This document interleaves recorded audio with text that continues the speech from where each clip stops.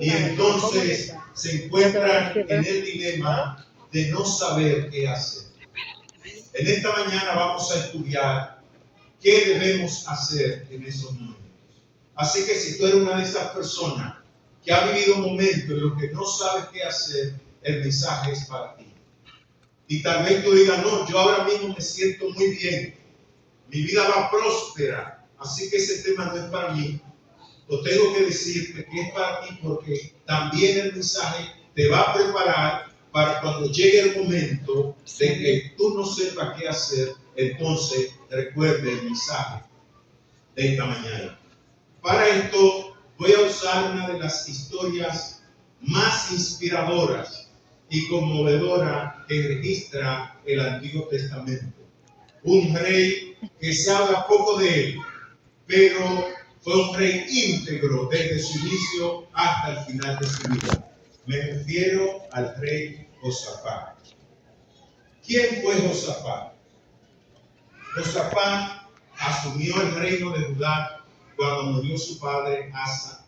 Él era el primogénito y le tocaba heredar el trono. Josafat tenía apenas 35 años de edad, un joven. ¿Alguien de la congregación acá tiene 35 años de edad? Sí, yo.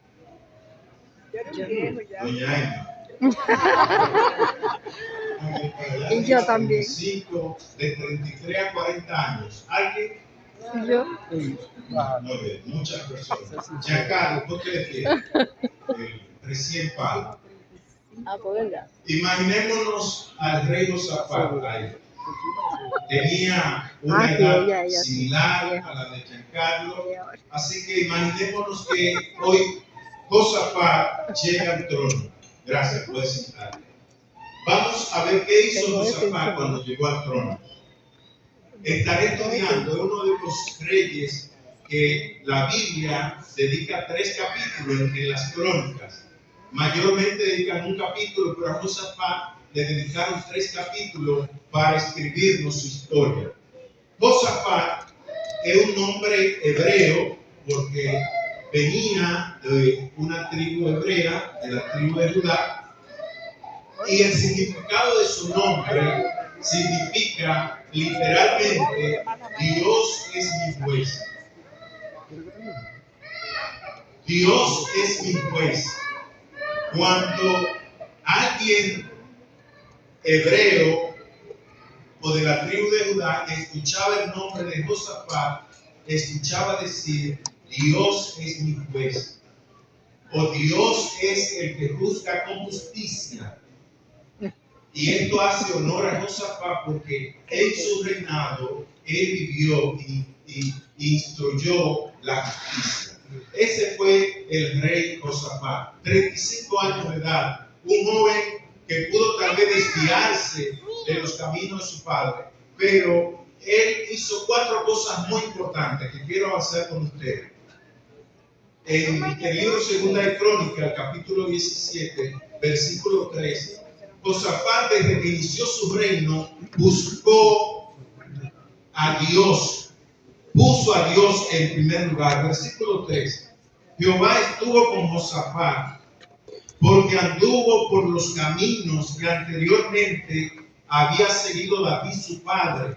No buscó a los Baales, sino que buscó al Dios de su padre y anduvo en sus mandamientos, no según la obra de Israel. Por tanto, Jehová confirmó el reino en sus manos. Todo Judá traía a Josafat presente, tuvo riqueza y gloria en abundancia, y se animó su corazón en los caminos de Jehová. Lo primero que Josafat hace cuando llega al trono es que decidió buscar a Dios. Puso a Dios en primer lugar. Dice que se animó su corazón en hacer la voluntad de Dios. Se animó en decir, Dios es mi Dios. Vio y estudió y repasó la historia de sus antepasados y vio lo bueno y lo maravilloso que es servir a Dios.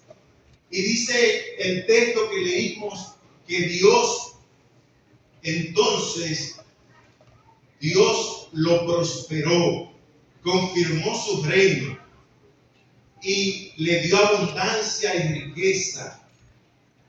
Josafat comenzó tan bien que los filisteos le llevaban presentes y los de Arabia le llevaban presentes.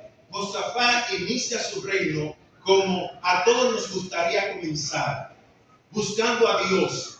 Y el Dios que ve la fidelidad de sus hijos, entonces bendijo a Josafat, le dio riqueza, le dio abundancia. Y Josafat, siendo joven, tuvo abundancia, prosperidad, salud, fortaleza. ¿Qué más podía Josafat querer? Pero Josafat, a pesar de esto, no se apartó del principio fiel de amar y obedecer al Dios que le daba vida.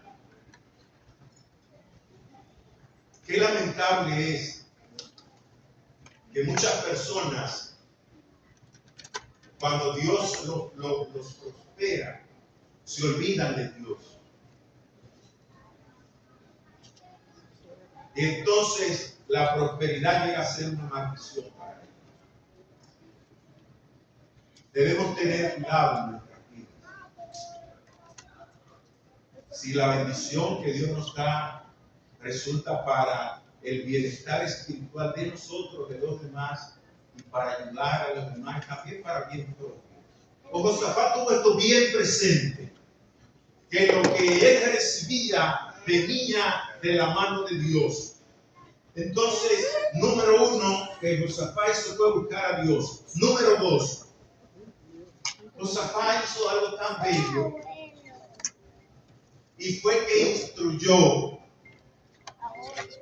él como rey, buscó a los levitas y los sacerdotes y le puso en su mano el libro de la ley para que los levitas y sacerdotes fueran por todas las ciudades de Judá y enseñaran el libro de la ley al pueblo. Tremendo esto. Josafat inicia su reino no con estrategias políticas o militares o económicas. Josafat inicia su reino buscando a Dios y luego enseñando al pueblo el libro de la ley de Dios. Eso está en el versículo, en los versículos 7 hasta el 9. En el versículo 9 al final dice: envió príncipes, levitas y sacerdotes por todas las ciudades de Judá con el libro de la ley para instruir al pueblo. Cuando usted ve la nota en el Antiguo Testamento, el libro de la ley, no existía la Biblia en ese momento. No existían los 66 libros que tenemos. Cuando el escritor dice el libro de la ley, se está refiriendo al Pentateuco, los primeros 5 libros que tenían la ley de Dios.